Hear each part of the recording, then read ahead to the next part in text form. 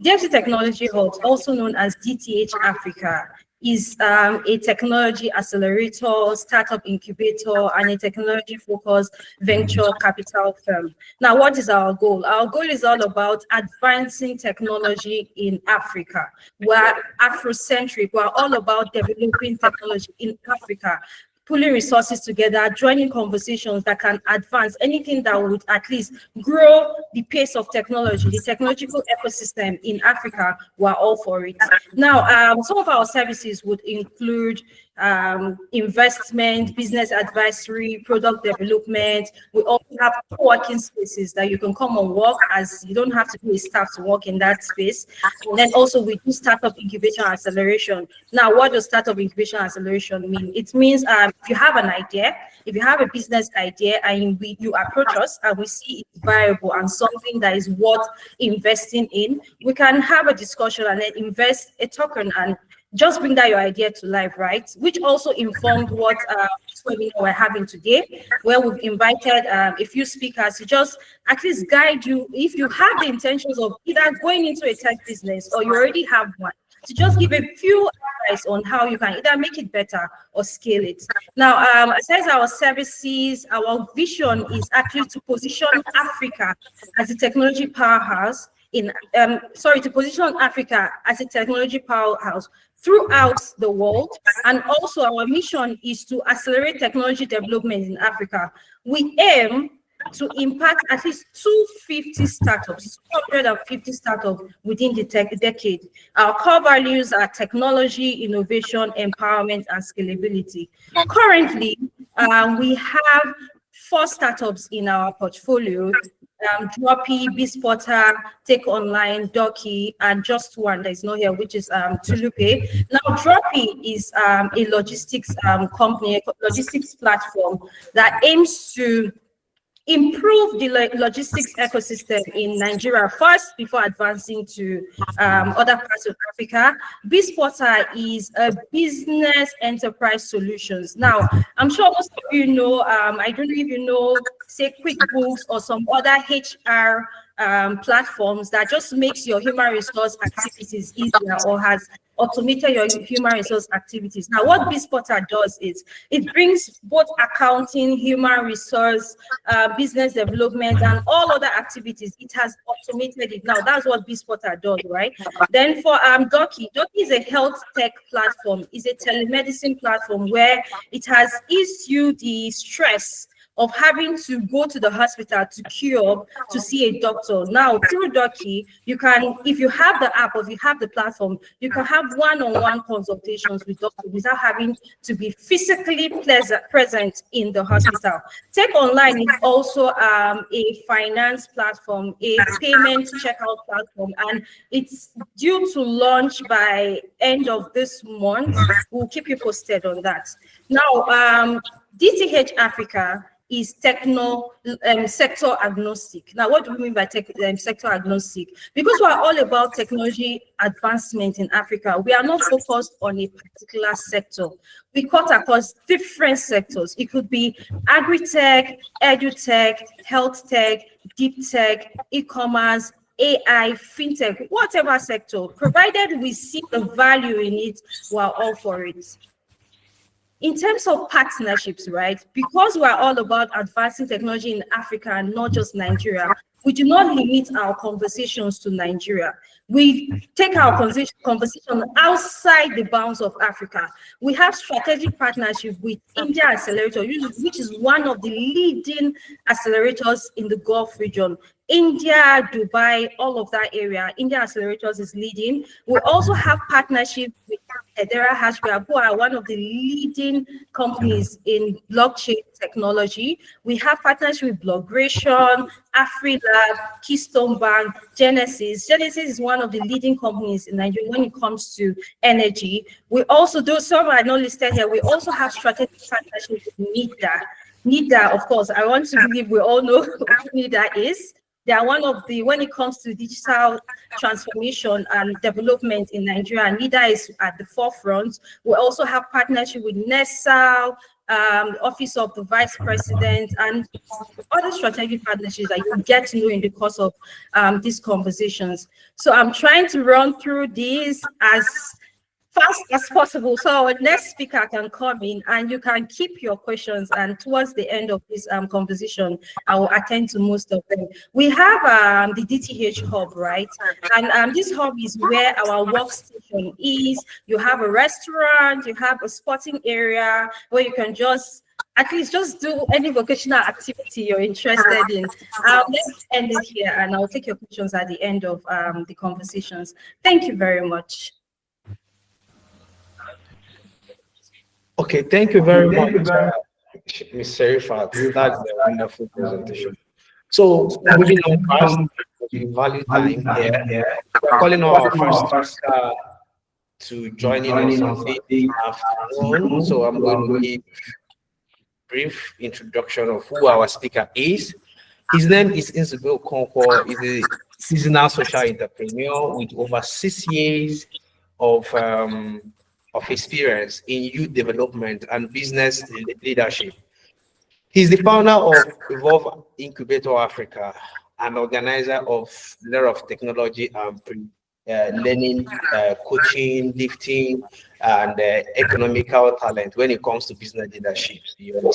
And we have served as youth and business development consultant on several NGOs and organizations, and he holds a master's degree in digital business management and university in UK, and he's a non-profit leadership management certification from Lagos Business School. As Tony Melu Fellowship, he has received $5,000 seed funding, so he understands what we mean when it comes to startup and building business. So he's coming up to, lift everything he has learned in his years of experience when it comes to building business in Africa. And let's open our mind. 3 rules on this section is: first, be present, be excited, and be open to learn. When we keep your questions once done, we are free to drain him, get the opportunity, because I don't know whether you have any other opportunity to speak with Nzube rather than now. So get ready, those ideas, those business, how you can make money, how you can start your business in technology. So get ready. Nzube is going to give us that thing we have been missing, that thing we are looking at, we are looking for to build this business we have been looking at. So coming up next is Nzube. Welcome you on board. Thank you.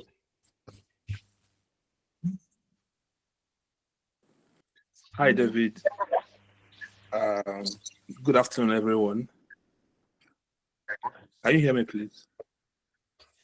Yes, we can hear you. We can hear you. All right. Thank you for the wonderful introduction, and both from. It's actually Father spoke first. It's actually Father spoke first. Yes. All right. Okay, guys. Thank you for joining this session, and I'm quite pleased to be here. I'm going to be sharing my slide at the moment, and then we'll take it from there. It's going to be quite fast, like very fast paced, as we are short of time. Please let me know if you can see my screen. Yes, we can see your screen. All right. Okay, so I've been invited to speak on building a sustainable business, revenue strategy, launch, and securing early customers. When I first saw the invites, I thought I was speaking on iDebt execution. So I had made this badass slide on iDebt execution. It was just this morning when I was going through the slide again that I discovered that there was a specific topic that I've been invited to speak on. But the good thing is that they are all interlapping, and I'm hoping that we can get the best value by the end of the session. I don't know, somebody's mic is on, if they can mute it. All right, so the key word here is sustainable businesses. So there are a lot of businesses around country today, the continent as well. But the key thing is, how do we build sustainable businesses? And before I start my sessions, I'd like to first of all say that there's never a linear path to value creation, right? So whatever I might share here is not cast on stone. The other strategies that could be deployed to, building that startup of your dream. However, I'll be picking knowledges from both my personal experiences, academic experiences, and research. And obviously, anybody is welcome to also share, what they know as we go on. All right. So I won't be speaking on ideas a lot on this session, because I believe that there might be a session for that, to speak on how to, come up with ideas. But I just wanted to point out a few things on ideas, especially if you're looking to build an innovative technology business and you're looking at some point to raise funding. At Evolve Africa, we have helped young entrepreneurs raise a collective amount of over $2 million in funding. And there's literally two things that people look out for, or there are two things people who have raised funding over the years share in common.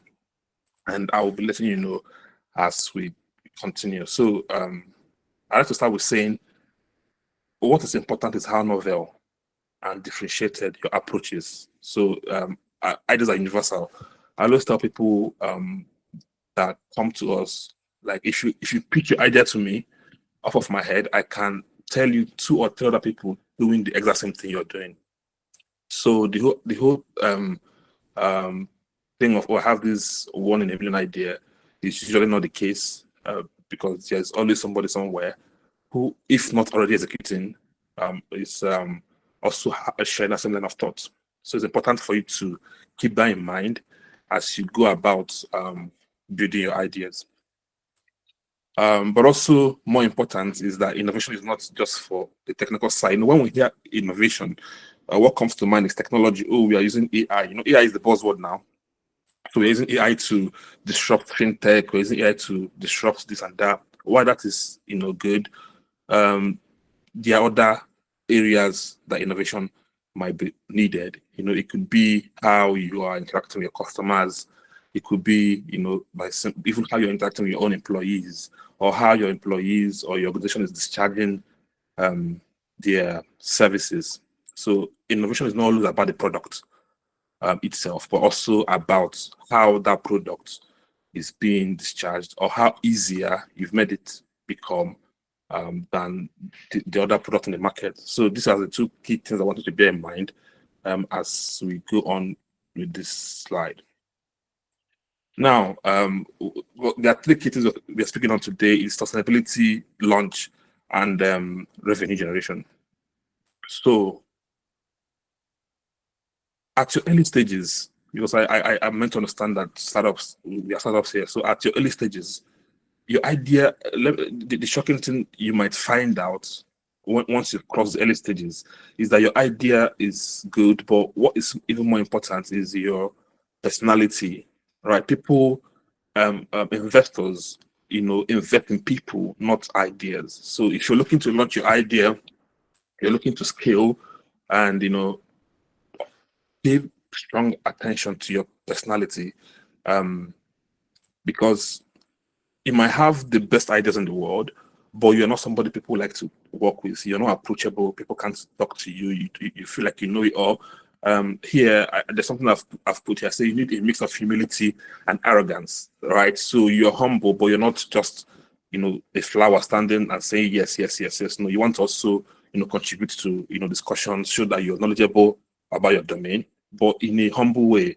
I think I would always say that 40%, or even up to 50% of successful entrepreneurs, the traits they have at the top is the most successful traits they have is good personality. So you want to really invest in your personality, but also invest in your personal brand online. Whenever we roll out, or whenever we, apply to funders at Evolve, 90% of the time I have people from the organization, checking me out on LinkedIn, checking me out on social media, because aside from the good idea that we have, they also want to see this person that is selling his idea, how good is it? But of course, don't be overconfident. Don't be, like for the sake of language, don't be an asshole. You have to, be humble. It's good to be confident, but don't be overconfident. What is overconfident? Overconfident is when nobody can tell you anything. You know it all. It's good, even when you're right about things, it's good to listen to people before chipping your own contribution. So these are 3 things. I'm focusing more on personality, as you can see, before I move on to the idea itself. It's very important. I can't emphasize this enough. Again, people, Tim Miano, program director at the MIT Innovation Initiative, was a professor who took me in a program at MIT, and there's a quote he told me at some point that has stuck, and that is people have good ideas all the time. The limiting factor in innovation is not good ideas. It is people willing to put in the time. So again, people, personality. People have great ideas all the time. You might have the best ideas, but how about the person? How about the people who are in charge? How about the team? Team is important. I don't know if any of you are currently applying to grants, to venture capital. Obviously, DTH Africa is one of those places you can look at as well. But if I'm sure that when you go on their application to submit application, there will be a whole section speaking on the team, right? So what we call it the unfair advantage. What is your unfair advantage when compared to other founders who are also trying to execute your idea? Because like I said, ideas are universal, and DTH Africa might have 3, 4, 5, 6 people with the same idea who have submitted to their program for funding, and outside the whole magic you're creating, they will look at the personas of the founders. And one of the key things investors look at when it comes to founders is the team makeup. Like, do you have a CTO? Obviously, for a technology platform, you need a CTO. There are people who tend to outsource their technology out there, but that would be expensive, isn't it? So at the early stages, I do encourage founders to get a CTO, and that way they're cutting costs. And also, two people are always better than one person. So when an investor is looking at you as a sole founder, they might not really take you that seriously compared to when you have a couple of founders who are head deep into the idea. So key thing is obviously the people who understand the need for survival. So I've seen some entrepreneurs might have their full-time job on one side, and then they're investing like 10 hours a week to their startup idea. What we have found over the years is that why we want you to survive. It's always, you can't always compare people who are working on their ideas full-time to people who are just giving their ideas 10 hours or 15 hours a week. So if you want to go all out, at some point you have to go all out. And that way, the investors who you're speaking to are seeing that, oh, this guy means business, and they are going to back you because you, who is running the idea, have already backed yourself by taking the risk and going full time, just because you believe in the idea you're building. So the time you're putting in the business is important. The right team, the right blend of, there's this stuff I like to think about. Like I always say, aside from the magic you're creating in your startups, everybody normally has this sci-fi idea or this out of the world idea. Mine is I often think about a hardware-less world. It's happening now, but I've been thinking about it on scale. Like I would really love to create, a situation whereby you can work on your laptop without the hardware itself. You can watch TV without the TV box itself. So these are like some weird ideas that I think about sometimes. But do I have the skills to make it happen? I don't. Right? So So that's the thin line between these two things. So you might have this wonderful idea, but you don't have the skills to, bring the idea into fruition. So what happens is that when you push these ideas to investors, they're gonna say, "Wow, this idea is good," but then they're looking at you and your expertise and the team. Hello, can you hear me, please? Yes. Yes, we can hear you. Okay. So, but they're looking at the expertise of yourself and your team, and they're like, okay, although this guy has the best idea, they are unable to execute this, as we want it, as we want. So that's something to bear in mind. Team. Bear team in mind. Then on your road to launch, I can't also emphasize this, feedback. In fact, it's important that after that it's why. So please take note of the key points here. There is personality, there's team, and there's feedback. And we'll talk more about feedback somewhere down the slide.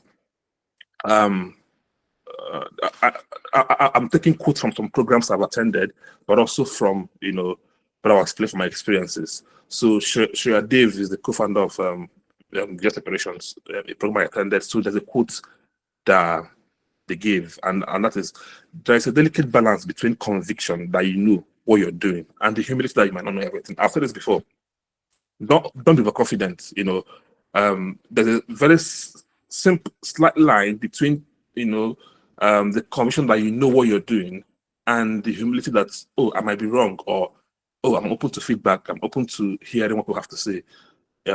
Always remember that as you're building your product, you are not building the product for yourself. I always tell people this. The product you're building is not for yourself. So you might think, oh, it's cool for you. How about for, David or Sharifat? Do they like the idea? How about the person that you're building it for? Again, we are coming to customer targets and target customers as well. So be open to feedback. And some people say, oh, I don't want to share my ideas. I don't want to, share the idea to people. It will get stolen. And it's how will I put it now? It's near impossible for you to make progress without sharing your ideas with people. You can't really hold ideas, because the same way that idea has come to you is the same way it has come to others. So you might be holding it forever and just watch people execute it. So it's about mostly being strategic on how you're sharing your ideas with people and the people you're sharing it with to get the tangible feedback you need to, continue building.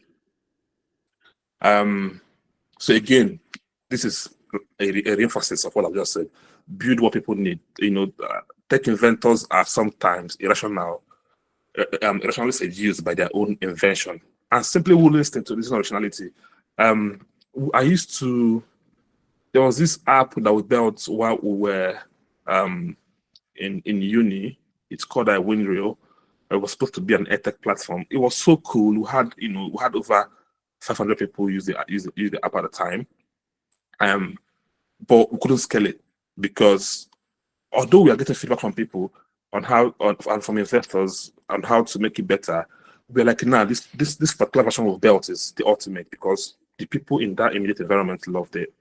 But what we found is that by the time we wanted to scale it, it couldn't go anywhere. It drained us in a second in terms of the finances, the resources that we needed to scale it. So that model was really bad for scaling, and we had the opportunity while in school to, make it better, but we didn't.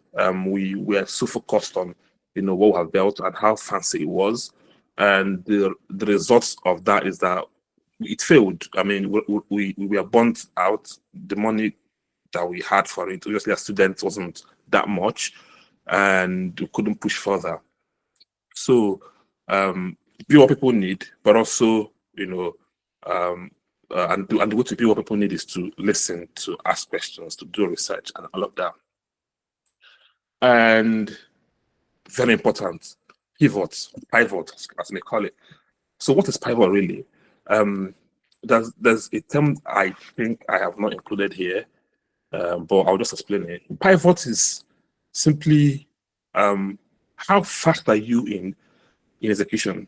or in testing. I think testing is more fitting. How fast are you in testing? I used to have this co-founder in a tech startup that I was building, and we've built the MVP. Then when we want to sort of make corrections based on customer feedback, it takes him like 1 month to make the corrections. So I was going bonkers, and that idea didn't fly at the end of the day. So pivoting simply means listening to feedback, and also being flexible enough to change directions.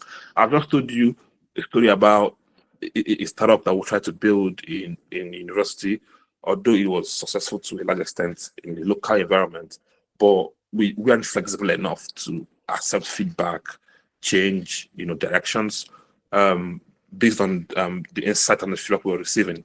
So there are 3 types of pivoting that you have to bear in mind, and that is product pivot, customer segment pivot, and revenue model pivot. So product pivot simply means, and this is like the hardest one, right? Changing your product entirely or feature. It could be that the problem you're solving and the product you've developed is not solving it the way the customer wants it. So what you want to do at that point is to make a new product. The problem is still intact. The problems are constant, but products change. This is something to have in mind as you're going through your journey. Problems are constant, but products change. Since human evolution or human creation, human beings have always a major need of human beings have been communication, right? From using crows to send letters, and some of our movies to posting letters via mailboxes, to texting, now to calling, video calls. So the problem is still there, communication. But over time, we've had different products stepping up to solve the same problem of communication. So that is product pivot. So it could be that you're trying to build a comms platform, and you could be building the next one, a hardware-less comms platform, because that's software, isn't it? Technology, and you want to pay attention to your users as you're building it, and build something that they want. And the next one is customer segment pivot. This simply targets. This is a tricky one, and it happens when people build a product without engaging customers, right, in the build process. So you want to build a product. This product is wonderful, and you're building it off your head. So by the time you're done building your paradise, your heaven, you notice that the people who you're building it for couldn't care less, right? At that point, you want to start looking for the customers that would fancy or that would like what you built. So I don't normally recommend this, but I mean, if it comes to that, some people wouldn't want their startups to die. But if you watch Shark Tank, there's this guy, Kevin O'Leary. He would say, if there are no customers buying your products or services, take it behind a bar and shoot it. So it will die, as simple as that. That might be the easy way out. So if you spend time building products without customers, what you want to do is to start looking for a customer segment that likes your product, if you have the time for that. Then again, another important one is revenue model pivots.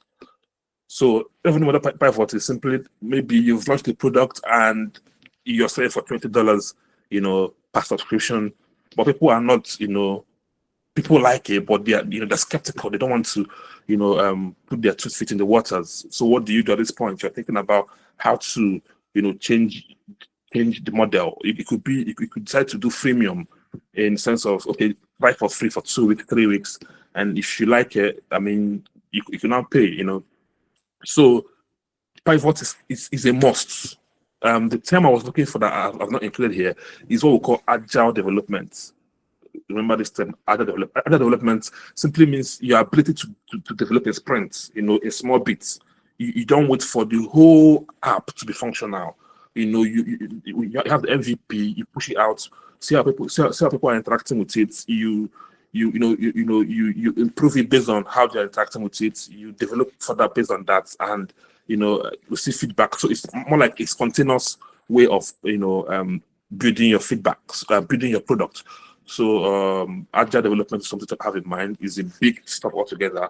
I guess that's why I didn't add it here, but have that in mind. Pivoting is important as well. So the goal of pivoting is to find a sustainable path that better meets your market demands, right? So by at the end of your pivoting, you would have established a model that suits both yourself and the customer you're building for. And again, exactly, I've just said this. So it's like the end product of pivoting is product market fit. So when you say I want to launch a business, launching a business is not. There's a whole lot of things you have to check. So everything I'm running through now are the things that has to be kept, for you to end up launching a sustainable business. And like I said at the beginning, there's no linear path to this, but this is what we recommend. But if you find another path that works for you, perfect. So what is really product market fit? Like I've said earlier, is when your product meets strong market demands and solves a clear problem. And for you to arrive at the product market fit, it's a whole journey of research, testing, feedback. Everything we've said before now will lead you to product market fit. So at this point, so how do you know that your business has, your startup has, reached product market fit? It's when you begin to, receive positive feedback from customers, you are receiving repeat sales, high retentions, people are referring their friends and family to come and buy from you. And then you are also growing very rapidly without having to market. The best form of marketing is referral, word of mouth.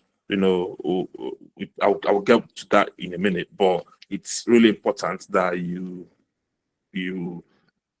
attain product market fit before you think about scaling. If not, it's going to be a disaster. Now, traction. Traction is also a very important part of your journey to launch. Hello. Yes, we can hear you. Go on. Even though we So, have 10 minutes remaining on your time. oh wow! You didn't tell me from the beginning. Okay, let me rush it now. Sorry. So traction is traction is basically how many people do you have, using your product, right? It could be revenue. It could be revenue, right? How much money have you made so far, right? From your product and services. So that's what investors want to see. So before you ever go to investors, before you ever go to DTH Africa, you want to make sure that you have traction. All right. So traction simply means the monthly recurring revenue you have. It could be measured in terms of money. It could be measured in terms of people using the product. So make sure that before you move to sort of meet investors to scale your business, that you have a traction to show for it. So after I've just mentioned scalability. So what's scalability? Scalability simply means you've tested your product, you've gotten product market fit.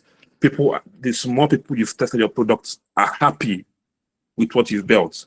Now the next thing for you is to take that business that you've built and then expand it. So this is a big topic on this one as well. But scalability is actually very important, because there are products that are not scalable, and that's what investors look at. They're looking at how can you sell this to 1 million people?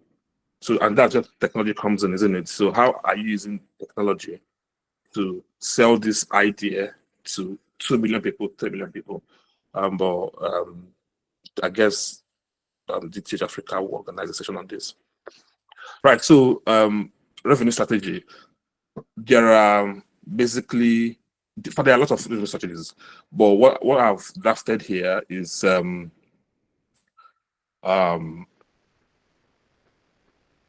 few ones. So there are revenue models that are based on subscription. There are pay-per-use, freemium. So you need to. I think that's something you have to define when you're speaking with your customers. Obviously, you have an idea of what you want to do, but at the point of speaking to your customers, you have to figure out what works best for them, right? So there are customers that want to just pay ahead depending on the product that you're offering. I mean, if you're offering hardware service, for instance, you don't want to do freemium, but if you're, for instance, offering software service, you might, there are a lot of ways to do. You can limit functionalities. You can do 1 week usage before they can pay. There are lots. I would recommend you research that.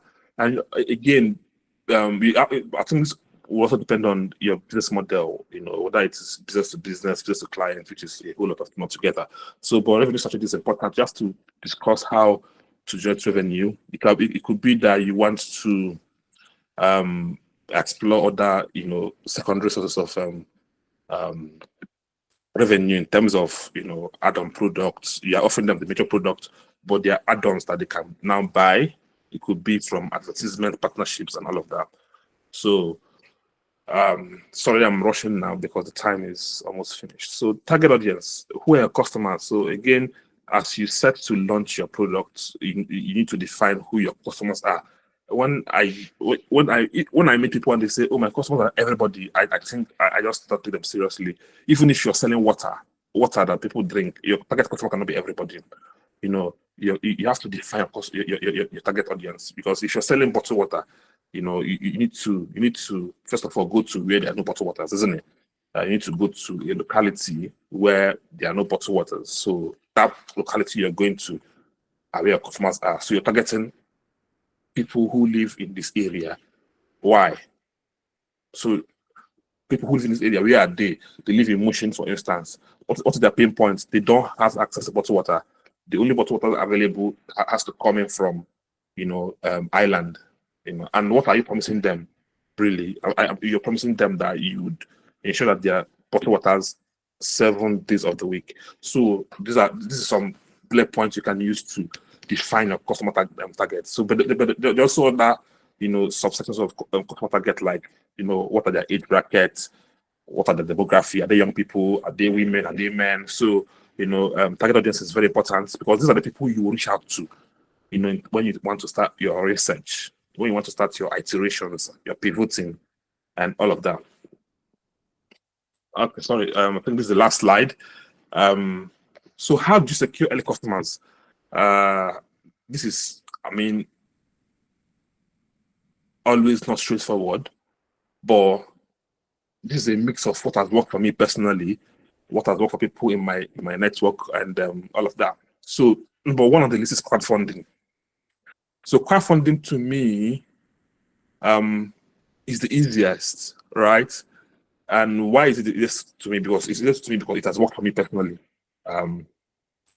Currently, we are pivoting on a fintech app, for some lending services, and we have been able to crowdfund over $20,000 on this fintech app. I've not even had to, put words out there, just between friends or family that have usually reached us to say, look at what we are building, can be an early benefactor of this, and we've crowdfund that within ourselves.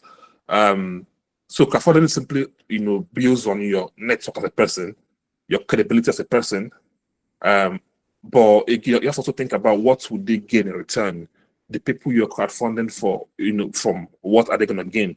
There's the equity crowdfunding, there's gift crowdfunding, there's a lot of crowdfunding. You could say, okay, when you crowdfund us, when you donate, when you crowdfund $50, for instance, when this product launch, you get 3 years worth of supply, or 3 months of supply, or 1 year worth of access. It could be that the $50 is just for one month, but because they are crowdfunding earlier, you give them 1 year. So it's value, you're exchanging value as well.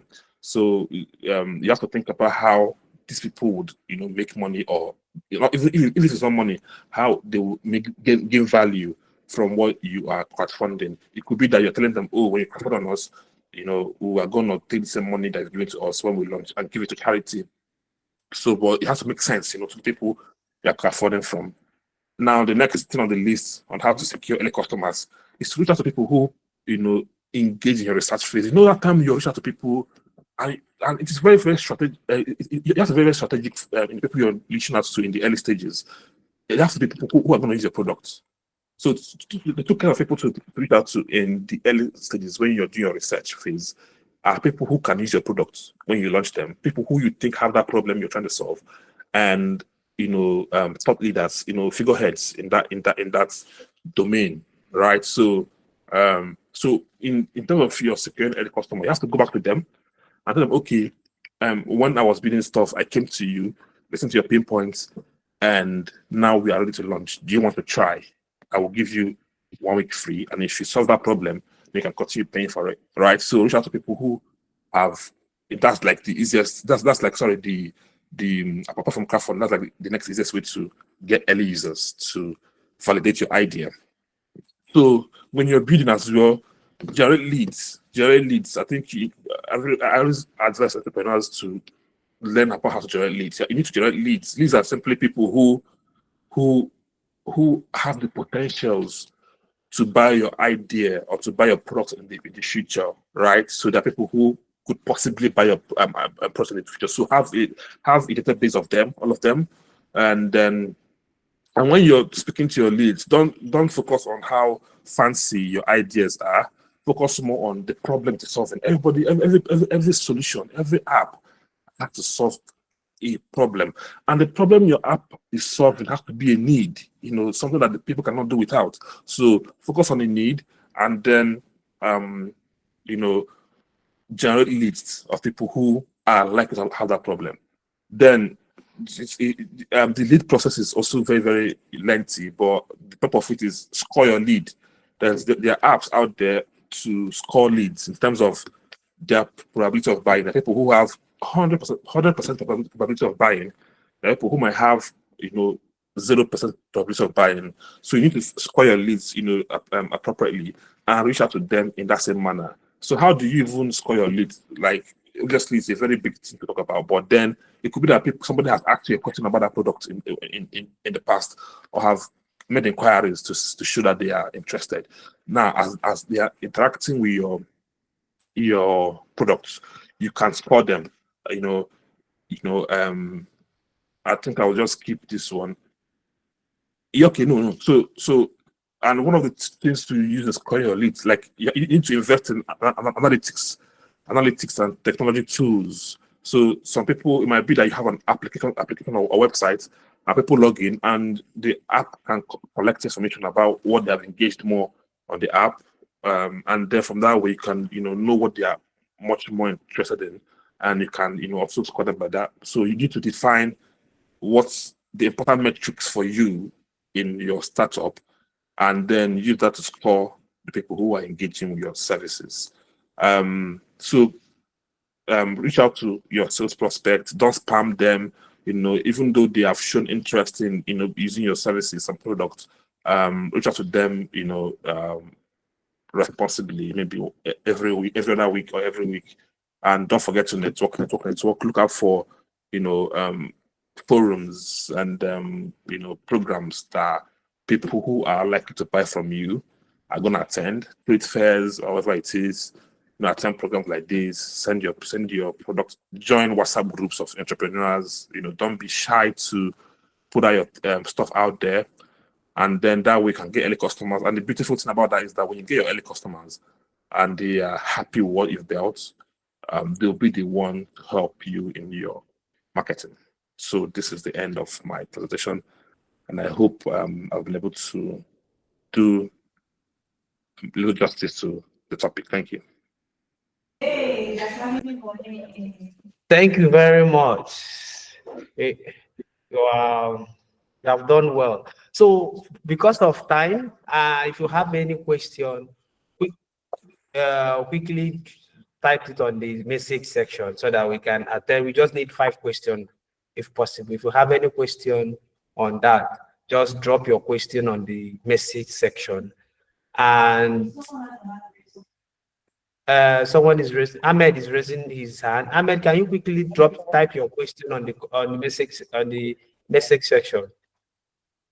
So adding to what Nzube have said, let me bring it in the layman understanding for some of us that are trying to move into tech. So in summary of what he has been teaching us is that if you have any idea you want to do, don't just say one, that this is my idea and is my idea. And before you can think of one idea, just know that thousands of people out there is thinking of that the same idea. And also that idea, that business you're looking at to start, don't always think, okay, I don't want to share it. If I share it, that people will take over, will take this my idea from me also. So you discussing your idea, discussing that business opportunity, discussing that thing you want to build, will even help you look at loopholes. You know, sometimes the idea bearer doesn't even see. Please, while I'm talking, I'm waiting for question in case you drop any question. So most times the idea bearer does not even see the loophole, they don't see the danger regarding those ideas. They think is my idea, and you look straight and look forward in your head until when you begin to have conversation around these ideas, you will find out that see, you are not looking at this XYZ from this point and that. And another thing is that building your team also. So when you have this idea who are your team, you don't just bring everybody on this team. You look at this idea, okay, look at the people that think they have value to make this thing happen. You can be your family member, you can depending on your idea. And also even looking at money, but some people are thinking, I always tell people sometimes when they want to build a business, they say they want to first make money. No, first of all, they have that idea, have that business plan out, have this written out, have this plan out so that fund can come at any time. You can't wait for fund. When fund come in and you haven't have any idea layout, any plan layout, you will fail. That is your starting point of failure. But when you have a plan, I know, because if you can walk to us now and you say you need money, we can tell you, okay, how much do you need? You say you need $10,000. We say, okay, what are you going to do with $10,000? Tell us how you're going to spend this $10,000. You'll be shocked you don't know it because there's no idea plan out. So before that money to start that small business at times, have your plan so that you can even know how much you even need. Because some people don't know how much they need. You may in your head think if I give you 100 million, it will solve your problem. I can give you 100 million in a few months, you will fail because there's no way planned out. So, and in summary, I'm trying to relate to that. So in respect of no other question, I think our final speaker, okay, I think somebody is asking question. Okay, I don't know whether you are seeing the comment section. Sanusi is asking a question. He's saying he talks about group. How can we get access to group for update? Access to group for update. Okay. What I meant by that is, obviously networking. I mean, look out for entrepreneurship societies groups, and then join, entrepreneurship groups. Like I believe probably DTH Africa might have one in the future where they just share, insights about, technology startups, and then you can network with, your fellow entrepreneurs, and then share ideas. Some of the ideas, for some of the major wins that we had at my organization is from, inside networking. Most of them, I tell people, by the time stuff get outside, it's already too late. So we want to be in those close groups, close network where, and get information from people who are operating in your sector as well. So that's basically it. Okay, thank you very much. Thank you, Nzube, for your time. We deeply appreciate your time. I know the notice was very short. We just come knocking at your door and you always open to answer us. Thank you so much. I think someone's hand is up. They want to Thank you. ask it. Thank you. Yeah, Thank you. someone's hand is up. Sanusi Aliru's hand is up. Yes, sir. My question is that, for example, I want to start a business and I don't have any fund to start, for example. So how can what option can I choose, for example? You understand? I don't know if you understand my question. Yeah, I understand your question. I think For somewhere in the example, session. he has idea, like for example, he has idea, he has a business plan, he has everything, but he doesn't have, a fund to start the business. So, what option can he take with this junction, with this moment? Yeah, Yeah, thank you, Sanusi, for that question.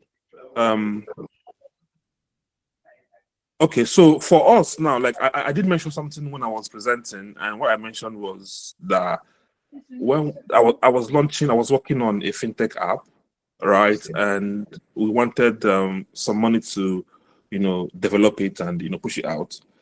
We didn't want to use personal funds, so what did we do? Basically, we reached out to some people in our network, some people in our society, and then we crowdfunded basically. So it depends on what you're trying to do. So like I said, crowdfunding is like my go-to you know strategy for raising funds.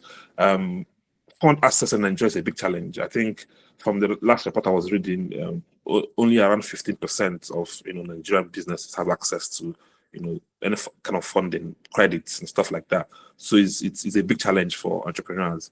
But I think it falls on us as entrepreneurs to be creative in terms of how we access alternative funding. And one of those ways is to cross-fund your way. Obviously, I would say apply for grants, apply for those things, but we understand that it's competitive as well. But if you're looking for the fast money, to run your ideas, do cross-fund, but also spend time to, develop your personal brand, right? So if I was nowhere and I appeared out of the blue and tried to raise $20,000, nobody will take me seriously, right? But this is a result of years of hard work, years of continuously letting people know what I can do. Showing myself as a credible person, doing business with people, and giving them their own end of the bargain as well. So it's months and probably years of hard work on yourself, and like I said earlier, your personality as a person. I always tell people that there's money in Nigeria really in high places. So if people trust you, like people really trust you, and you have that good idea, so people will give you money. From my own experience, I can say that. So study more about crowdfunding. I did a video on that on YouTube. Maybe I'll send it to, if you reach out to Dave, Dave can send you the link, on how to crowdfund from your network. I think that might help you on that option. Other than that, is basically look for grant opportunities. There are grants every now and then apply to equity funding as well. Thank you. Okay, thank you very much. Sanusi, you can stay back after the event. We'll attend to other questions that probably because of time. And there's a coach on that, how you can get your first funding also from us. So moving on, we are trying to call in the second speaker who can also address some of our questions that from Nzube's part, like where Nzube is going to give us from his own point and all that. So my colleague will be calling up the second speaker to come in on board.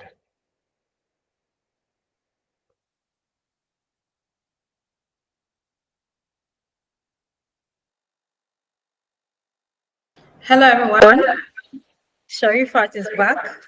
So I would like to introduce our second speaker, the person of Mr. Jeremiah Thoronka. He's a Sierra Leonean and also an award-winning innovator, entrepreneur, a scholar, recognized for his groundbreaking contributions to clean energy, innovation, and climate change. His achievements include being named as Forbes 30 Under 30, winning the Commonwealth Youth Award for Excellence in Development, the inaugural Global Student Prize, and being among the 100 most influential Africans. Wow. Jeremiah developed the Optim device, which harnesses kinetic energy from traffic and pedestrian to generate electricity for energy-deprived communities. He also created a smart energy management system using GSM and Bluetooth technology to optimize household energy consumption. More recently, Jeremiah has focused on mini solar grids and developed a framework to address barriers to maximizing the social value of energy access. His work includes upskilling local populations to enhance the impact of energy infrastructure. In 2023, as a Mandela Washington Fellow, that's not a joke. Mandela, Washington. He specialized in leadership in business at the University of Nevada, Reno, and research energy access and climate change at Arizona State University. Currently pursuing a PhD in social innovation and sustainability, his research explores the social-cultural implications of energy transition and innovation. Mr. Jeremiah continues to drive impactful solutions for underserved community, aligning his efforts with global sustainable development goals. Today, Mr. Jeremiah will be speaking on validated building and testing your tech product. Help us welcome Mr. Jeremiah. Mr. Jeremiah, welcome.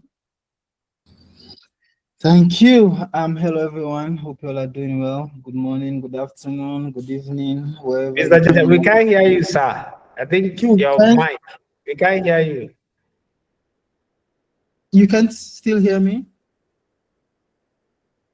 Hello? I think I can hear you from here.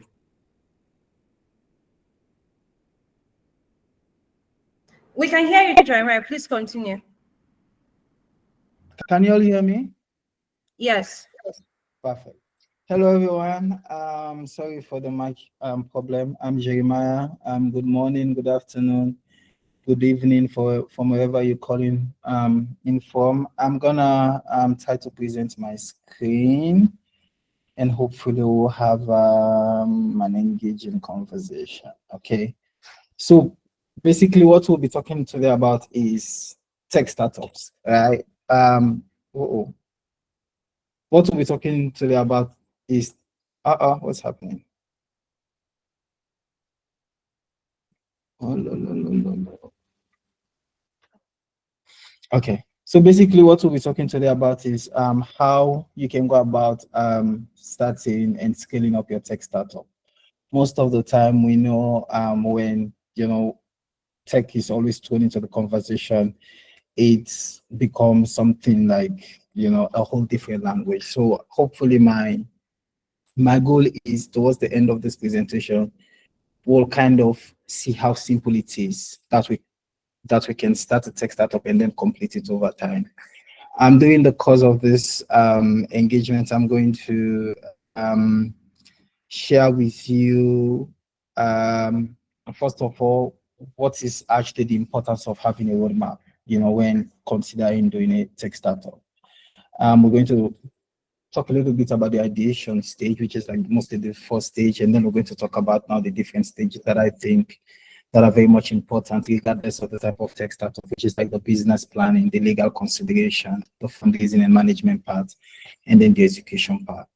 I'm assuming that I have about 40 minutes or 30 minutes, so I may rush a little bit, but then if there's anything that I say that is not clear, or that's kind of a little bit confusing, please don't hesitate to send in your questions in the chat box, or you can ask me after the presentation.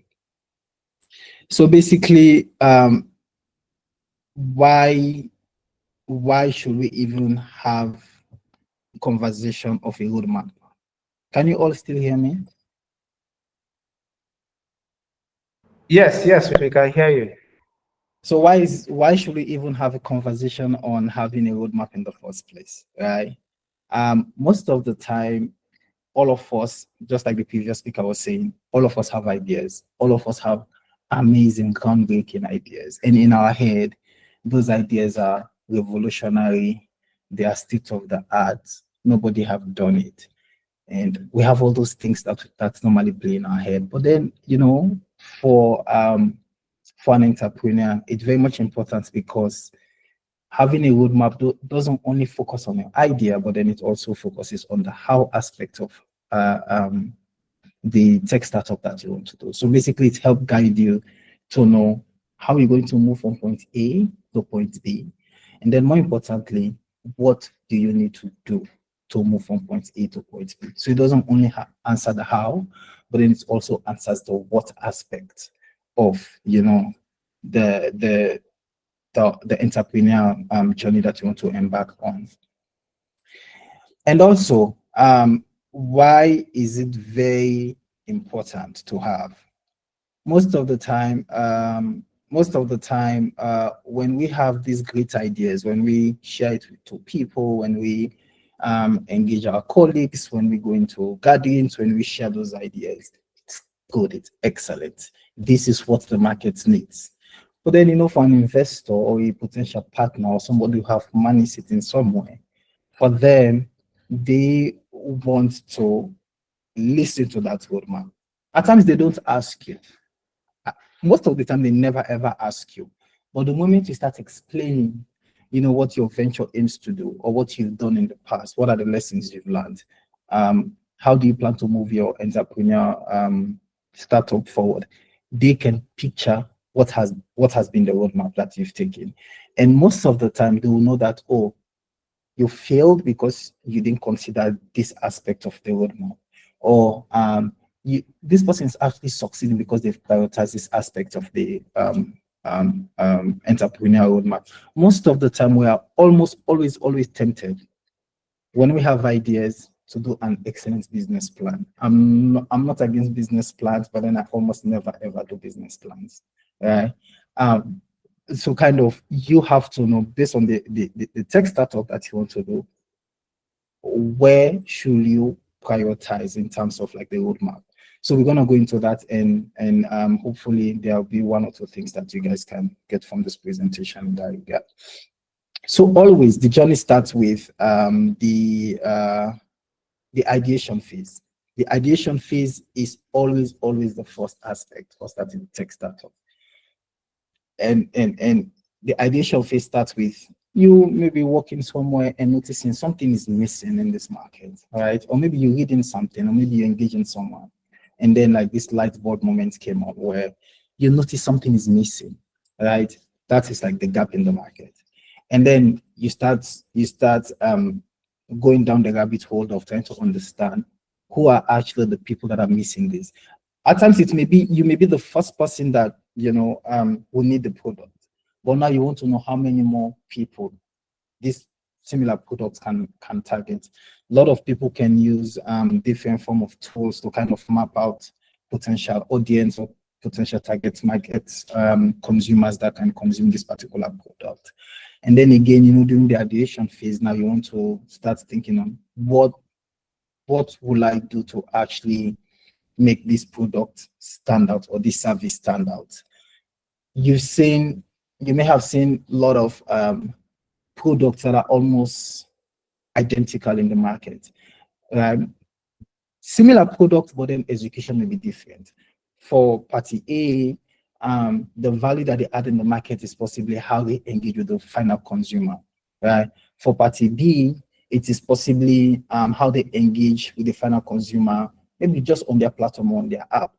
And for party B, possibly it's like just payment structure where the products are the same price, but then for them, they give you like breakdown terms of payments where you can pay over 2 months. And for party B, they don't allow that. Party A only allow that. So kind of innovation comes also in different shapes and forms. So kind of in thinking of what will be like the value proposition you bring in, don't limit yourself only to the product.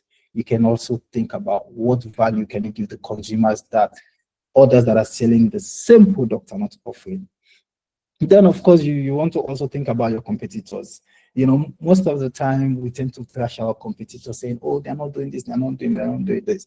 So for me, whenever I'm getting for a solution, I give value and premium to the consumer, to the competitors. And this is why they are already in the market. There is something that they are doing excellently that is keeping them in business. So when you looking at your competitors, go with an open mind. There are times that the value that you're going to add is kind of insignificant. The consumer may not even notice it. But then if you understand your consumers very well, you will notice like the little bit of glitch that they may have and how you can capitalize on that. So with an open mind, understand your competitors excellently and very well. And now I'm going to say something else concerning the ideation phase that I think is very much important when you thinking about starting your entrepreneurial journey, which is like validating your idea. Most of the time, you have different form of validation, right? One thing I tell you, whenever you have a business idea, never, ever, ever, ever ask your parents. Your parents love you so much, or your partners. They love you so much, they want you to succeed. always praise your ideas. They will almost always do that. There is a book called oh God, what's the name of the book? There's a book called something along like kind of never ask your mother to validate your business idea, because you always feel people who love you so much, more especially when you're in a desperate situation where they know you really want to start something, and now you're asking them, say maybe your best of best friends, they know, David have really been pushing for this to happen. Now finally he has an idea, and David is asking Jeremiah. I'll be like, oh yes, David, this is good, because I don't want to hurt David. I'll tell him what he wants to hear. So always, almost never, ever ask your parents, your partners, or your best friends. They'll always tell you the good things, which most of the time will lead you to failure when doing your tech entrepreneurial journey. So one of the things for me that I do most of the time is my experience. Can you guys hear me? Somebody said they can't hear me. Faith cannot hear me. Yes, we can hear you. We can hear you. Okay. Faith, maybe can you please refresh? Yeah. So for me, in validating whatever ideas or when I'm ideating for a particular solution is, first of all, I kind of first of all want to understand the market and try to connect it with my experience. I primarily work in energy, and I will not be in the energy space if I've never had the experiences that I've had in the past, which I'm going to talk about in a little while. And then again, during the validation process, right? Never be scared to engage your direct competitors, people that you're going to compete with in the market. Walk down the street. Say if you want to sell, kerosene, for example, right? Engage people that are already selling the kerosene. Why do they sell the kerosene that they sell? Why do they sell it how they sell it, right? What drives them? How do they engage their stakeholders? When you engage those people, you get a clear understanding, first-hand experience of what is happening. Also walk into casually into a store, right? And where people are buying kerosene. Engage with them directly. Why do they walk 5 minutes to come to that store to buy kerosene, right? If there's anything that can be improved for them, what would that be? So kind of engage those potential customers, and always try to end those conversations with, you said this, and this. If somebody brings it this way, will you buy? And then if they say yes, then if you have a prototype, never ever be shy or be afraid to say, oh, I have it here. Do you want to buy and test? Right? So always try to find ways where you share, your product with consumers. At times, it may be bonkers. I tell you. But then, based on the feedback and engagement that you've had during that short conversation with a potential customer, never ever be scared or be shy to tell them if they are willing to test your product, and try as much as you can for them to pay some funds for that. It actually gives credence to your validation process. Then I'm going to give you a brief rundown for me, the work that I do, basically how I kind of came about it. So for me, I was born in Sierra Leone. During Sierra Leone Civil War, I experienced what energy access was, what was the problem with energy access. And I grew up with a beautiful single mother. So for me, that is the biggest validation that I've ever had on why I should continue developing energy systems. So yes, Sierra Leone currently don't have a civil war, but then just across the sub-region in Africa, energy access is a major problem. Financing energy solutions is a huge problem. Policy within the energy space is still lacking. So which means there is a need for young entrepreneurs or innovators who are going to leverage on that problem in a positive way to solve energy access as a problem. So for me, that was one of the biggest, if not the very biggest, validation that I had for the work that I do within the energy space.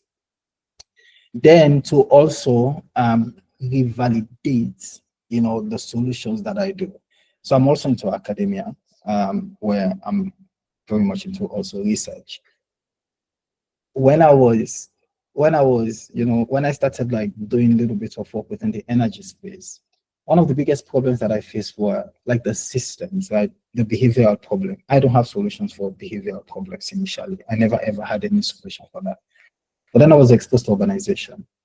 And there's so much scary statistics about urbanization. So much. 7 billion people by 2050 will be living in urban areas.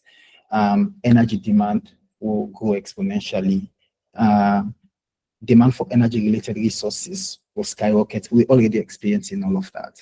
That is enough validation for me at the time for me to start the Optim Energy device, which was a device that, if installed in congested areas, can absorb the kinetic energy of moving object, and then it transforms it into electric energy for energy vulnerable communities. The previous speaker spoke about, even if you're selling water, there is a target market. For me, my product that I develop, my requirement is 1, the community have to be historically marginalized, and then 2, climate vulnerable.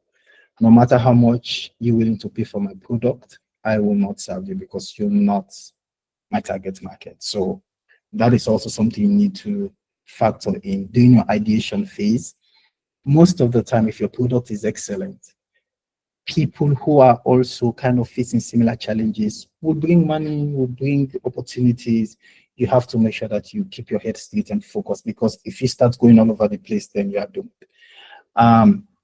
So for me, that was also another validation process where I use my academic understanding to validate whatever solution that I'm thinking of or that I'm going to develop. At times, you have to also look, if you're a professional, see if you're in medicine, right? Your medical experience with your patients or in the medical ecosystem, that professional setting can be a solid validation place for whatever solution you want to develop. If you're a farmer, right, you engage in farming every day, or you live in a farming community, you see, you hear, you engage with people's emotions, you see what people go through every day. That is a solid validation, place for you to actually validate whatever solution you're thinking of or that you're going to develop. Then we're going to go to the next stage, the business planning. Most of the time, the business planning is mostly boxed into business plans. You need to write a solid business plan. I tell you, I sit in some boards where we review business plans. We try to see to fund some entrepreneurs. I tell you, most of the time, nobody have time to go through your 5 pages or your 10 pages. Nobody have that time. People actually wants to connect with what you're doing. So if you're going to write a business plan, make sure the moment somebody opens that document, they can connect. And the only way people can connect to that your business plan is, 1, if you understand who you're sending that business plan to. Some investors are social investors. You may have the greatest solution ever. If it's not solving an important social or environment problem, they will never ever fund you. Some fund those are like impact investors. And you also have those other ones who, for them, even if you're solving the poverty problem the best way possible, if the return on investment doesn't fit into what they want, they will never, ever, ever, ever. So kind of, 1, make sure whenever you're developing your business plan, factor in who that document will land to. Because the moment they open it, if there's a mismatch, no matter how great it is, they'll not read it. So again, the goals, the vision, the marketing strategy, how are you going to move now that idea, from that idea stage, from the prototyping stage, from the feedback that you've had over time? How are you going to scale up, the marketing? How are you going to get to market? And again, your financial projection. Most of the time, people may just cook up numbers. People may just crack up numbers. If you're a good accountant, you can have an excellent financial projection, but then make sure you keep it as authentic as possible. You never know. At times, this is the funny thing. I have colleagues who, whenever they open documents, they instantly go to the financial projections. I'm not an accountant. I don't care. For them, they will look every single number. They will calculate every single number. If there is a mistake, you are X, because they're like, if you can actually make a mistake in your financial projections, what other mistakes have you made leading up to this place? So make sure whatever number you're going to put into the work that you do, it has to be relooked, reevaluated, and make sure it is correct as possible. And again, you want to also make sure that your business plan clearly state what your vision is. You're now in point A, you want to go to point B. How do you want to get to point B? Where does the investor comes in? Where does the potential partner you send the document to comes in? For some investors, for example, you send them a business plan. But in your business plan, you're not requesting for funding. You're requesting for partnership opportunities. They may know people who have money. So you're not asking them for money. You're asking them to open doors for you. That is what is in the business plan you submitted to them. And then after you've crossed that stage, they'll tell you, okay, now submit a funding business plan. Now in that business plan you're going to send them is where you're going to state, I want to raise A, B, C, D, E, F, or E, F, G, H. So now it's a different business plan. But then most of the time, the mistake a lot of us make is the business plan is the same. We just change the name of the person we're sending it to, and then we send it. That's a big mistake. So when doing your business plan, make sure all those tiny dots are really considered. Next thing is that we're going to talk about is this. So for me, on your screen, you've seen a bunch of photos. Right? And like I said earlier on, for me, I almost never ever write a business plan. For me, my own business plan is the stories these people tell me. I work with this type of communities. The stories they tell me is my business plan. So again, when doing your tech startup, make sure you look in how best are you going to communicate with a potential investor, the points that you're currently in, and how you plan to move into the next point. So when I engage with these communities, they tell me what do they want, how do they want us to do it, and then I, quantify it, and then we work with them in quantifying those numbers, and then we have like external people that comes in and validate those numbers, and then when somebody asks for like business plan, we find ways of presenting those stories and those narratives of these people, and then if somebody wants to work with us, and then you meet all our initially stipulated criteria, then we move to the next stage. If somebody comes in, no matter how much you bring in, if you don't fit into what we're looking for, then we engage you, we say thank you, but then we move into the next person. So this is like a particular community that I work with. You can see on the last photo on the bottom in the middle, where what we do is we provide them with energy for free electricity. Yes, as an entrepreneur, you should not do something for free. But then now what we're doing is we're trying to start selling carbon credit as the business model, right? So kind of you have to be very much innovative on how you take your tech startup from the ideation stage to the market, and then how you're going to develop your business model. So when doing your business planning, make sure like you just don't focus on the conventional ways of making money. There are so many different ways you can make money as an entrepreneur within the tech world. You just have to make sure you understand it well, and then test. Be very much open-minded. The previous speaker spoke about pivoting. Pivot your business model, not only the product, pivot your business model. There are times that your business model will be making you, a decent revenue source, right? But then if you pivot, you're going to make 2 times that. But then at times we'll get very much comfortable with a particular business model because like it's generating profits, the return on investment is high. We fail to realize that, there are better ways we can do this. So always be commanded to pivot even your business model, not one of the products. So for me, a good instance was initially I was using piezoelectric energy devices, but then I realized policy was a big problem for me because for you to open a road and put in the device, you have to go through this huge bureaucratic process and all those drama and stuff. And at some point, I'm like, okay, I'm still going to continue doing my lab research, but now I want to make sure that my solution continues because I'm trying to implement a different business model. So I shifted to mini grids. You can see from the bottom photo on the far left-hand side where we're trying to mount up this house, a solar mini grid. So that is what we currently do. It's fast, it's affordable for them, and then also you can equally quantify carbon offset and stuff like that from this household. So we go now, the next stage is the legal consideration. Just now I kind of just brushed through, policies and stuff. Most of the time when developing our entrepreneur, our solutions, tech most of the time doesn't get that much consideration, but I tell you, it is important. Recently we started a business in Lagos, and the what's the name? The what commission? Those that do the regulation and stuff, they were trying to toy with a policy that every business that have a foreign shareholder should have 100 million naira, something like that. And initially we didn't consider that, and then we got into kind of a little bit of issues. That's share capital.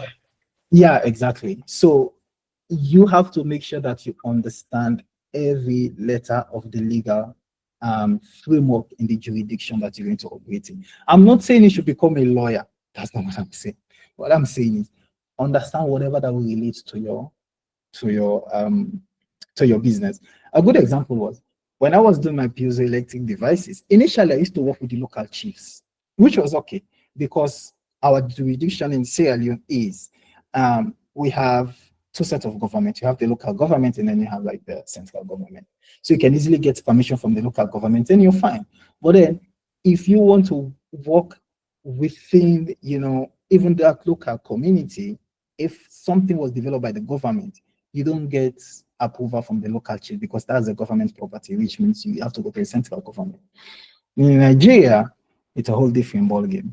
So kind of, we had to make sure that we actually had to bring in somebody in our team who is actually a lawyer because we don't have money to pay somebody to give us legal advice. So, when developing your tech thing, make sure if you can bring somebody who have a little bit of policy or legal understanding in your team. Everybody cannot code. Everybody cannot be a salesperson. Make sure you diversify your team. The previous speaker, I think when I came in, he was speaking on team building. So when doing your team building, those are things you have to consider, right? You may have 5 excellent salespeople, but then those salespeople will go out of work if you get into problem with the law. So make sure you understand that. And also when considering your legal thing, if you're developing an innovative product that is kind of revolutionary, start thinking of how you're going to safeguard that. One of the biggest problems most African tech entrepreneurs have is they develop these good solutions, and then a few months down the line, they see somebody from Europe or from US doing exactly what they've done for years because they don't have intellectual property rights to those things. So make sure, even locally, find ways of engaging your local authorities on how you're going to safeguard your intellectual properties. And if you can't afford to do that, find ways to partner with someone who can do that. It's good. Because you don't want somebody to use your product and then they send you files that you've infringed on their intellectual property because they've gotten it before you, right? Of course, the registration part, it's good because most of the time, primarily I work as a social entrepreneur. There is so much funding within the social entrepreneurial space, but the conditions are you need to be registered in the jurisdiction that you operate in, 1. 2, you need to pay tax. So you need to submit your tax files. And, even though there's money, you may have secured the grant, you may have secured the money, but then if your business is not registered within the frame, the timeline that they've said, oh, you have to have been registered for like 3 years or 5 years. If you don't meet those requirements, then you're going to lose that money. So make sure that you keep yourself, on the good side of the law. I think I only have a few more to talk about, then we'll move into the next one. Funding and financial management. The previous speaker also did justice to this. The little bit thing that I'll add is based on the space that I operate in. At times, investors don't invest in the product. At times, people, they really don't care. What they care is the experience of the person leading that solution. I'll give you an instance. I've received funding not because of my solution, but because those people know, even if that solution gets to bonkers, I am capable of getting it back to the point where all of them want it to be. So at times they'll know your solution is not market ready, your solution have some problems, you know, the team needs some little bit of rewind and stuff like that. But then they know, Jane, I'm investing in Jane. And even if this fails, Jane can actually rework this, or Jane can start something else that is going to give me more return on investment downstream than getting direct investment right now from her. So kind of make sure you work on yourself. It's very, very important. The image of the person leading the startup either become the biggest stumbling block to investment or the biggest selling point. I've engaged a lot of people where you go for meetings, for investment meetings, they almost never ever ask you for long, like, what is actually the product? People are fascinated by you. They want to talk to you. They want to know about your experience. What have you done? You know, what have you started? What was the result like? What are the challenges? But then they'll only be willing to engage with you when they find you interesting and fascinating. I've gotten a lot of funding. I also do research, like I said, and I advise a lot of institutions. There are certain people that will call me for advising. We'll talk, and then, you know, good things will happen for them after, like, I've advised them, and then they will just be fascinated and want to engage me. Oh, you know, the last time we spoke, but then you didn't go into detail what you do and stuff. And then I'll tell them, and they're like, oh, actually, I know funding so and so and so. Let me connect you to so and so who can fund you. So there are times the place that you actually get funding from is not where the tagline is, we have funding. At times people have funding, but then nobody knows. They have the funding. They speak to their friends that, oh, I want to invest in this. Or I have this funding that I want to donate to this type of institution or this type of entrepreneur. So whenever you have the opportunity to work with anyone, make sure you do it very well, because maybe that is where you'll get your funding for. So also be open to compete.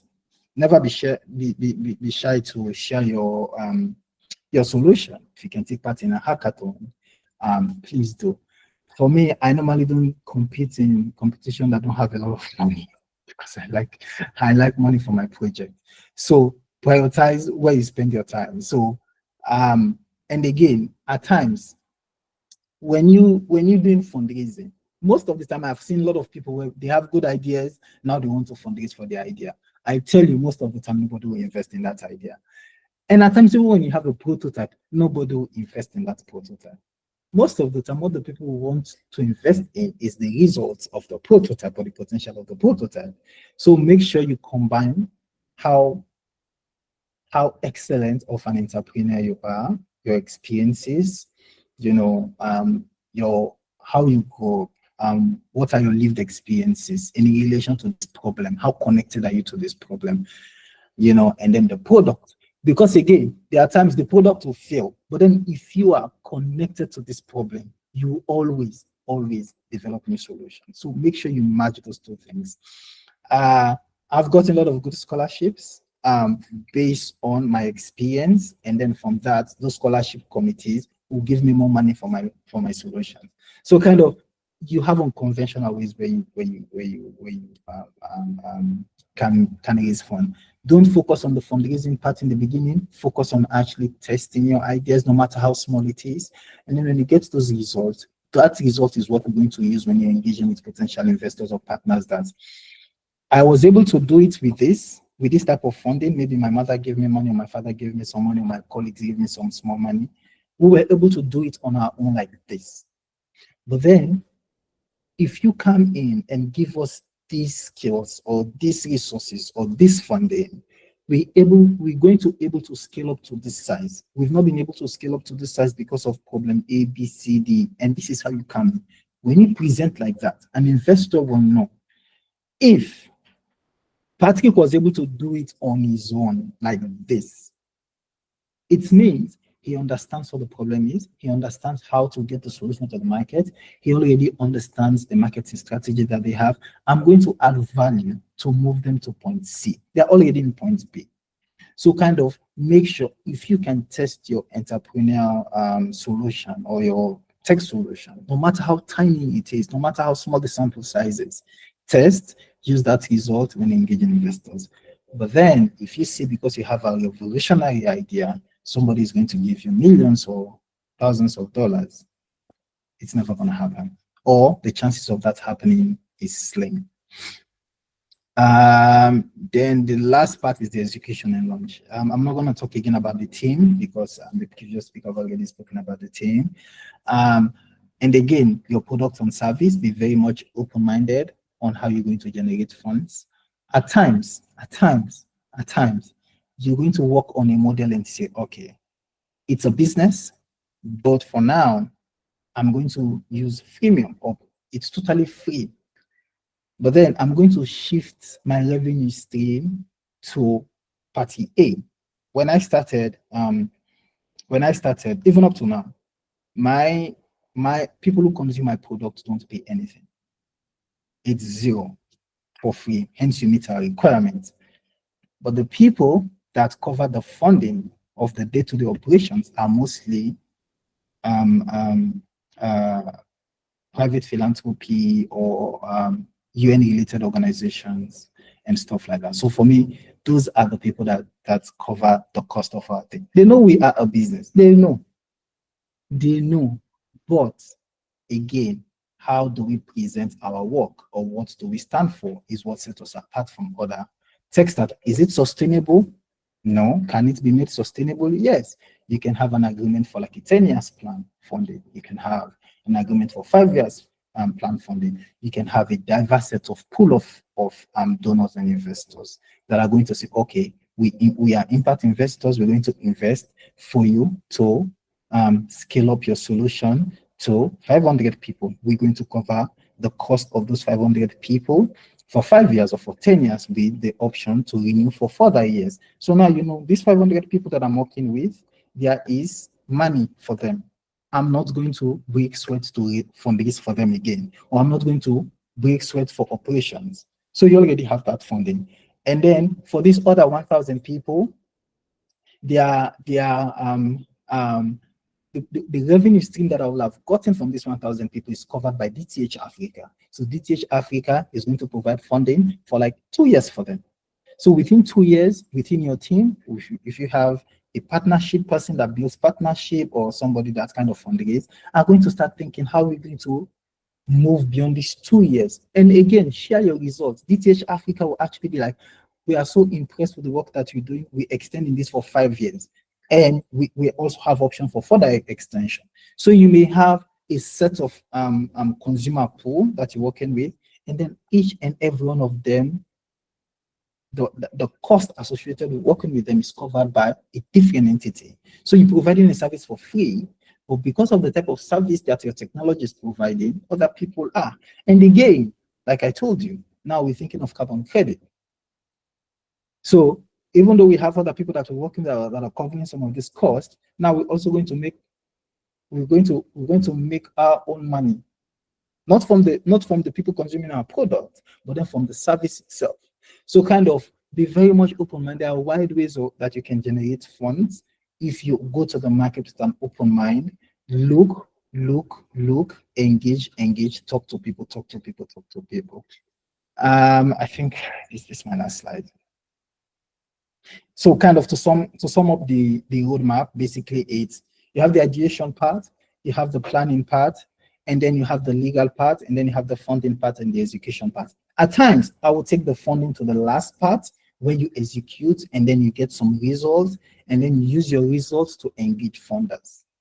You know, and some people will take the funding and then they put it in between the ideation and planning stage, which for me, most of the time I don't advise people to do. But then again, you also have to understand your market. How are things done in your market? And for some markets, you have to get the funding. Some people fund you and then they tell you, okay, use this funding and think of an idea and solve a problem. For some people, they want to see a result or some form of result that they're going to use to fund you. So it depends on how the markets are. The markets are not uniform. Also the networking, the relationship that you have, you may get funding first, you may get funding last. Legal may come first, legal may come last. For example, there's this thing called solar radiation modification, where some certain startups are trying to clean the ozone layer, reflecting sunlight. It's a very contentious space. For that, the moment you have that idea, then the legal aspect comes in. Instant. Because if you're going to do it in Nigeria, be willing to fight with, if there's a Ministry of Environment or a Ministry of Climate or the governors or the whatever, like somebody will fight you everywhere. Sierra Leone is the same thing. European Union, in fact, it's even banned. But then there's a potential for that. They want to have conversations with that, but then how are we going to do it is the problem. So if you're an entrepreneur, maybe, just maybe, you want to bring in an academic, because for academic, there is a leeway for them to do those type of things. So you can bring an academic who is actually going to lead in terms of, this is a research that we want to do. We want to do it as a social enterprise, but then we want to test the potential for this type of solution. So when you bring in an academic, the academic is going to actually enable you to walk through the legal aspect, because if it's a research, some certain countries will allow you to do those type of things. And then if there's a success in that, then you can use the result and present it when you're going through your legal frameworks in terms of like registration and stuff, and say, we did so and so, this was the result we have, and this is why you should allow us to scale this as a business. So there are a lot of different ways you can get into the market compared to like just the traditional ways that we've currently been doing things. I'm very much open for us to keep this conversation going. You can also read about some of the work that I do on some of these things. And I'll be very much also happy to share my contact with you all to keep the conversation going. If you have questions, please ask me. Those that I know, I can answer. Those that I don't know, I'll happily tell you that I don't know. Yes, thank you. I think David, you're going to manage the question and answer session, or should I just answer from the message section? Yes, you can answer. You can answer from the message section. Oh yeah, so somebody is asking, what are some common mistakes to avoid when creating a business plan? Like I said earlier, it's very important, one, to know who the business plan is going to. It's very important. Never, ever, ever add a photo on your cover page that gives a different connotation or image of what you're actually doing. Certain images are a piece of, certain colors are a piece of, certain text size are a piece of. And again, if somebody go as far as starting to read your business plan, if you take all the important things and put it in page 3 or in the middle of page 3 or towards the end of page 5 or page 6, and then they start reading and then they just lose interest, it is done. At times you have a great solution, your story is good, your numbers are right, everything is good.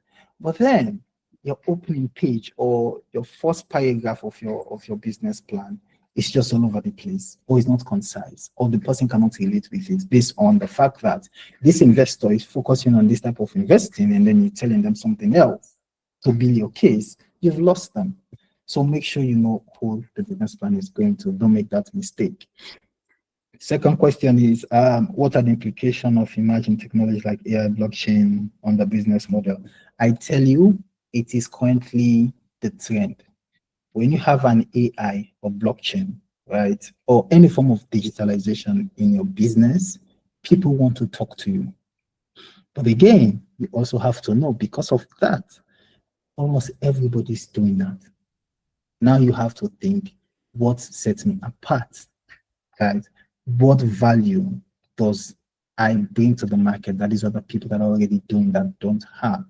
At times it may be the same blockchain, it may be the same AI features, but then a simple tweak can be, how do you get this product to people, say in Africa, who don't have access to energy, who don't have access to internet, or in areas where internet is expensive, or people who don't have internet literacy, right? A good example can be people who are working within digital banking.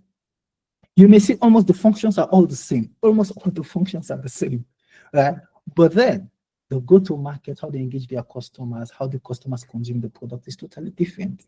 Even take generative AI as an example. ChatGPT, you have Bing, you have all sorts of, they're all over the place. But then some people will tell you, I'll use ChatGPT because of this and this reason. Or I'll use Bing because of this and this. Oh, Bing is actually connected to my Google, or ChatGPT is now on my iPhone. There's always a reason. So leverage on that. When incorporating AI, just don't incorporate AI because it's AI. Incorporate AI in a way that you have something to leverage on for people to consume that, or you have a way and means to get that AI product to people that actually needs it. These days, everybody develop AI mostly for people in urban centers. Those that are actually getting much of the funding are people that are taking AI, digital tech, to the most remote of places. You have investors who they don't care if you're going to make profit. They just want people in the most remote of places to access AI. So if you can find ways that your AI, your product have AI and you're going to get it to people in those areas, and then you identify who are your investors or who can put money into that, you will make so much money as an entrepreneur. The third question is, you talk about funding. How do I determine the right funding strategy for my startup? It depends again on the type of service your product provides. For me, my funding strategy is scholarships, grants, advisory, and research. That is how I do most of my funding. I've been able to, like, for example, you have certain awards that will come with $100,000, some will come with $60,000, some will come with $80,000. So it depends. And again, it also depends on the product that I'm doing. Certain communities that I work with, I just want to upskill them. I give them energy, and then I try to upskill them to utilize the energy. So you have some people that will give me money to upskill the population for them to utilize the energy I'm providing. You have some people that will give me money to actually say, okay, Jeremiah, we're going to cover this form of your research. You cover it, and then I go and do the job. You have some people that will be like, okay, we have this set of people with this type of expertise. We're going to give you these people to work with you for them to go to the field and then set up this energy system. I don't pay. You have somebody covering that cost. So kind of you just have to know what you're doing, how you want to do it. And then based on when you've answered the how aspect, then now, you know, who do you need to contact? Why do you contact them? Why should they come on board? Start coming up. So know what you want to do, what services your tech startup is going to provide, and then how you want to provide it. Then from that, you can figure out, you know, the funding channels or means that you're going to use. The last one that I see here is, how will you recommend going about funding and reaching out to investors for an animation studio? There was a funding window from UNDP.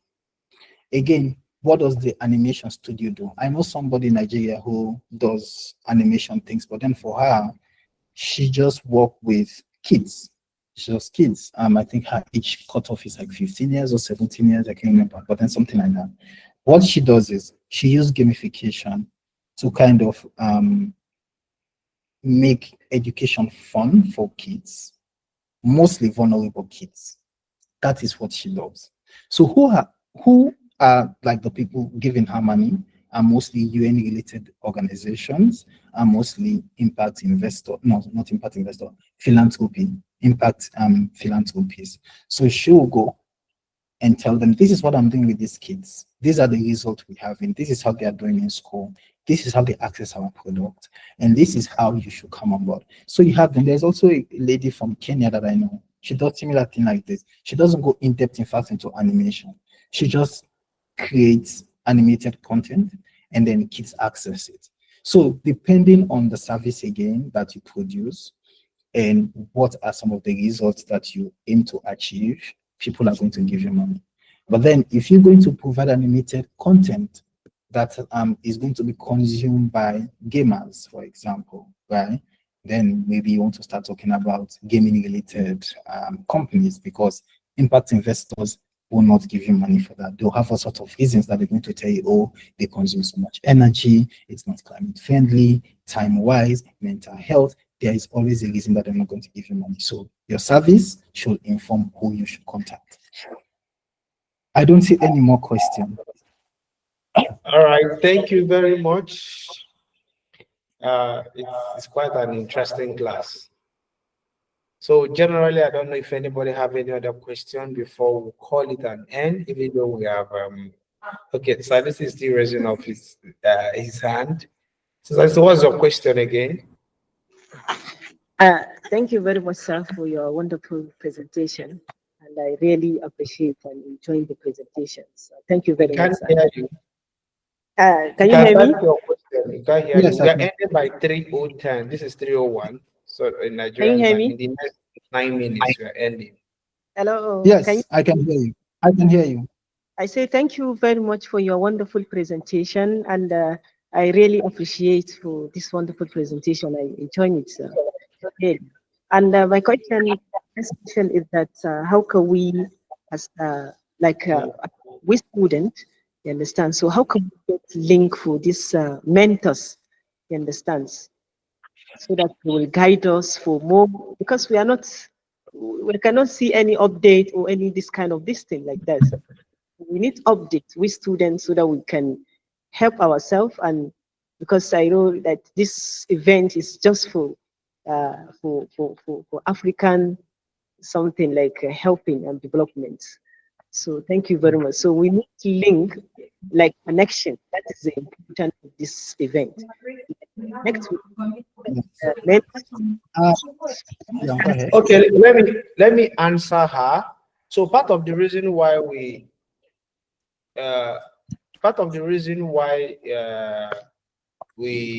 organize this program is because we want to bridge the gap in Africa. If you join when we started this program, when I was speaking about how can we be able to scale our product, our business in Africa, so that we can be able to meet the world standard. So we are creating a group, we are creating a community where all those questions, all those issues will be attended to. Even you see, you can have access to funding, growing your business and all that. That is why DTH is here today. So we have when you register on this for this program, we have your details. So with that details, we are creating a community, a strong community in Africa.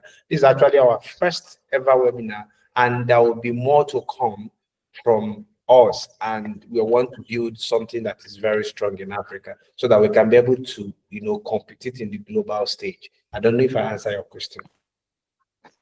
Can I just add to that? Okay, go on. Also, for those who are thinking of doing solutions that relates to environment and climate change, think of getting into groups of where like-minded entrepreneurs are.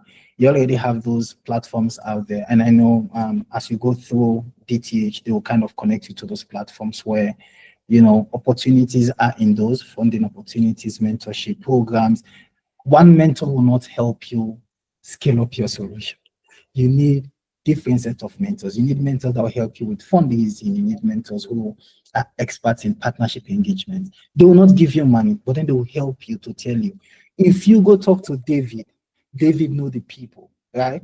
They will actually open doors for you. They will not give you the money, but then they know where the money is at. So kind of, look for those places and also continue the conversation with DTH. They will actually help you guys to map out which platforms you should look out for that you should actually try to get into. So thank you for having me, and thank you for giving me audience. Really do appreciate it. Thank you, Jeremiah, so much. I appreciate your time, even though the notice was very short, but you always coming for a brother. My brother from another country. A strong Africa we have. And I hope we're going to do a lot of projects in Africa coming next year. And it's going to be a wonderful experience with you and every other person that we're bringing on board. Thank you very much for your time. We appreciate it. Yeah. Thank you, Jeremiah. Bye. Yeah, it's time for sleeping now. It's after 9 p.m. Bye-bye, guys. So thank you everybody for your time. We'll call, this is where we draw the curtain for, this is our first webinar, and we appreciate everybody that stayed long. We know a couple of people coming in. I know this is a busy schedule, and we thank everybody that called this as a need to come and share with us and learn. So we appreciate your time, we appreciate your energy, we appreciate those that ask questions and everything. It was a wonderful experience with all of us, and I hope we'll learn. They will we'll send in emails, and the video is being recorded. So once the video is uploaded on our channel, everybody will get the notification. And our next webinar is coming on December, and it's going to be an interesting one also, how to raise funds, because a lot of people are asking this question. So we'll teach on how to raise funds. We're bringing people that can actually tell us how to raise this fund.